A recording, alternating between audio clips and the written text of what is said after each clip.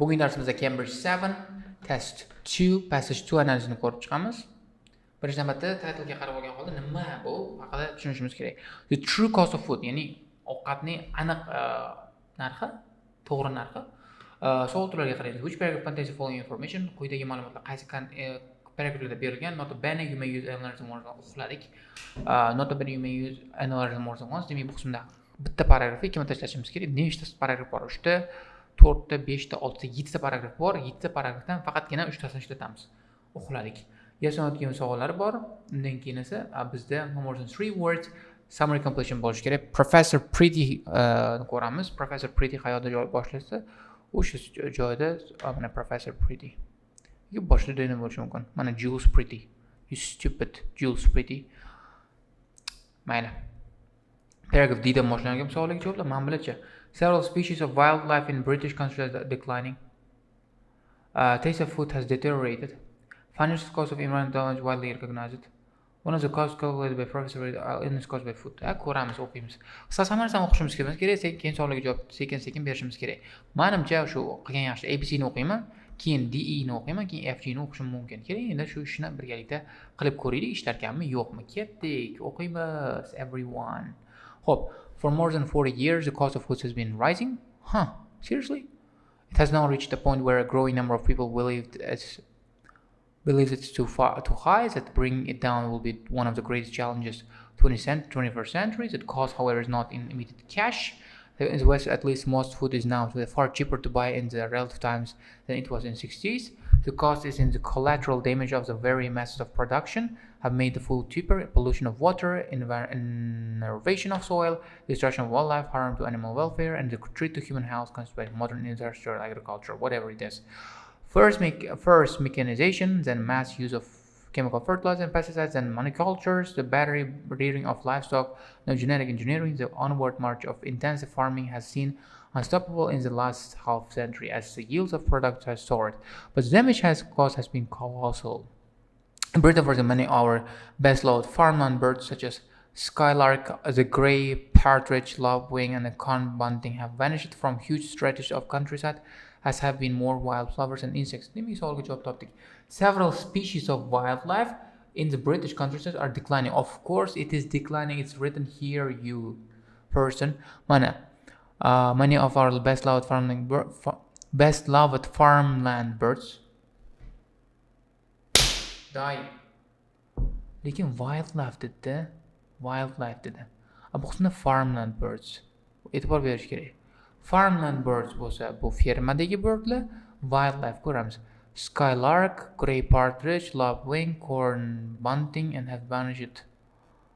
Wildflowers and insects.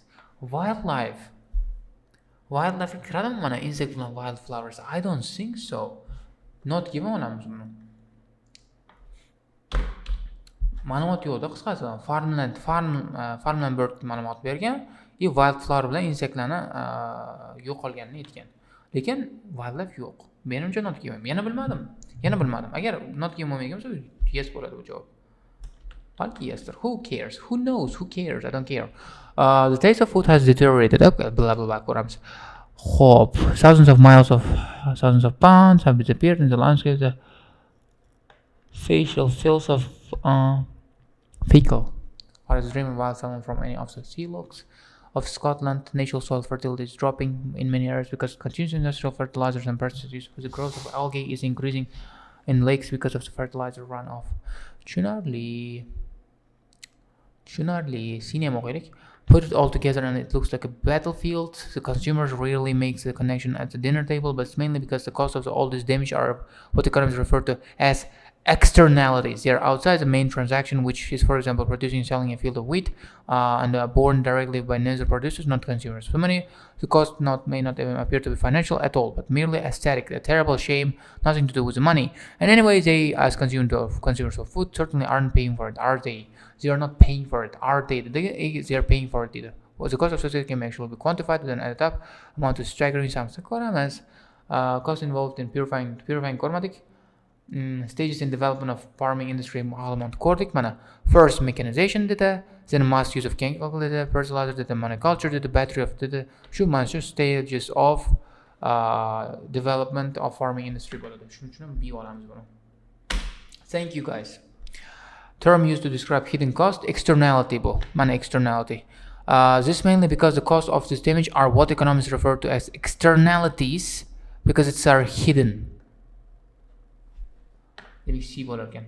Interesting. Of one effect of chemicals on water sources. One effect of chemical water source.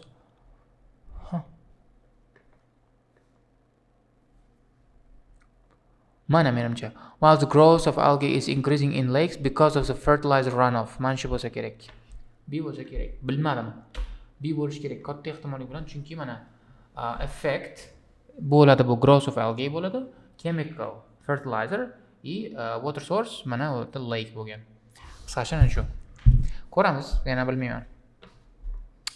Let's go. O'qiylik-chi, ko'ramiz. By the cost of society action quantified at the command to second sounds remarkable exercise in doing. This has been carried out by one of the world's leading thinkers of the future agriculture. This guy, or girl, blah blah blah, professor blah blah blah, calculate externalities of British agriculture in one particular year.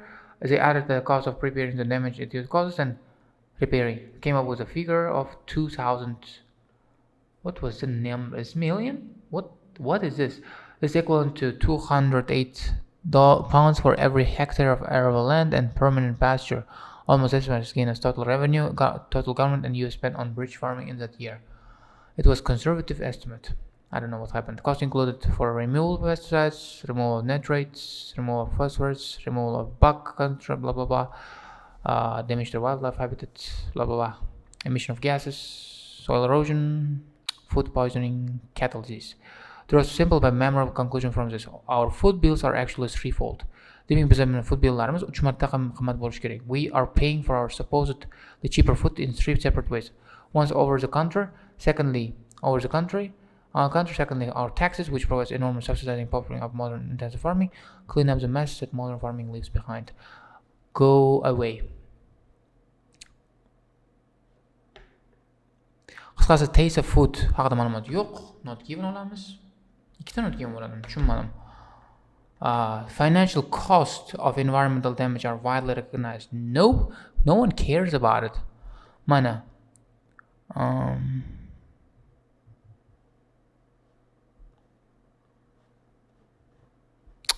Xo'p. Qisqasi recognize emasda, noda bu. Odamlar sezmaydi, bilmaydi odamlar o'shanaqa ish qilayotganini, odamlar o'sha bu shunaqa zararga yetkazib kelayotganligini. One of the costs calculated illness by food. Ko'raychi, illness by food. Ko'ramiz illness by food. Mana food poisoning bor ekan, 119 million ekan. Demak, bu to'g'ri bo'lar ekan, yes bo'lar ekan. Demak, nima bo'lsa bo'ldi, lekin bitta yes, bitta no, ikkita not given bo'ldi javoblarimiz. Top. Qisqasini yes not given qism tugadi. A cost involved in purifying the water, domestic water bor. Mana aytdi drinking water. Qisqasi chiqsa kerak. Qisqasi shu bo'ladi javob. Bo'ldi. Bu ham tugadi. Endi bunga o'tamiz. Concludes that our are higher than most people realize. What? Food bills. Mana. Our food bills are threefold, guys. Higher than most people realize. Food bills.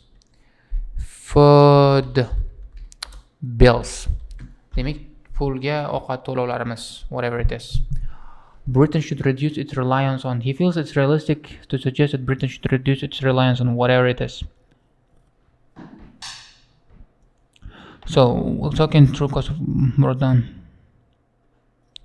So, anshuni kelamizda o'qiymiz, anshuni javob topamiz. Xo'p, Britain should reduce its reliance on something. Dependence degan so'zni topishimiz kerak. Xo'p, topamiz. Where the images. Government needs to create sustainable, competitive, diverse farming, which will contribute to thriving sustainable economy. Okay, fine.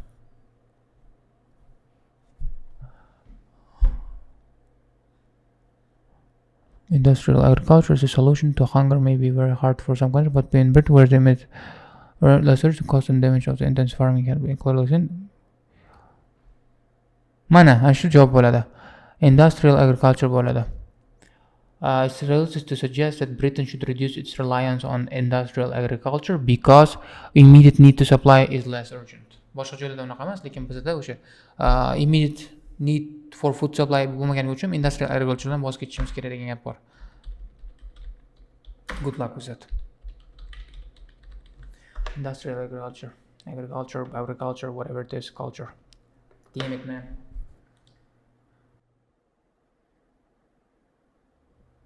What do you me?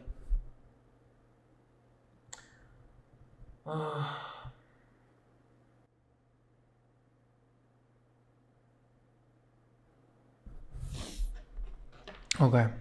Also, most farmers would be unable to adapt to something. Wants governments to initiate change by establishing that he refers to as something, as something. He feels it would help to change the attitudes of both something and just something. Professor feels that organic farming would be too big a jump to think and practical for many farmers. Adapt to organic farming. Qisqasi mana organic farmingga most farmerlar in practice of many farmers. Ko'pchilik organic farmingga o'ta olmaydi degan. Organic farming bo'lishi kerak 24.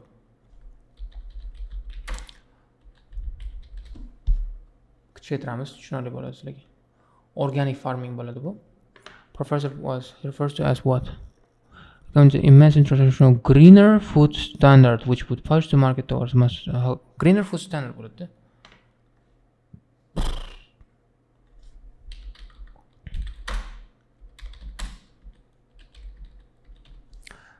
deb bo'lar ekan oxir temas. Greener food standard bo'lar ekan. Greener food standard bo'lar ekan. Xo'p, and both and definitions kerak. Mana consumers as well as farmers bo'lar ekan. Qisqasi topdim-da, qisqasi as well as qaradim, nima qildim bu qismda and degan so'zni topdim. And degan so'z mana as well as. Keyin qaradim, ikki tomondan, demak nima bor? Consumer bilan farmer bo'ladi javob berdim. Hammasini o'qish kerak emas. Farmers, consumer yozili birinchi. Consumers and farmers. Qisqasi nima bo'ldi bu qismda e'tibor beringlar. Masalan, nima qildim? Consumer bilan farmer turibdi, farmer yozmoqchi bo'ldim, lekin risk qilmadim. Chunki consumer bilan to'g'ri bo'ladi, farmer bilan consumer yozsangiz to'g'ri bo'ladi, lekin birinchi consumer turibdi, birinchi consumer yozing, ikkinchi farmer turibdi, ikkinchi farmer yozing. Riskoyat qilmang-da, ballingizni risk qilmang. Shu bilan bugungi darsimiz o'z nihoyasiga yetadi. Savollaringiz bo'lsa kommentarda qoldiringlar. Keyingi darsda ko'rishguncha xayr, bye bye guys.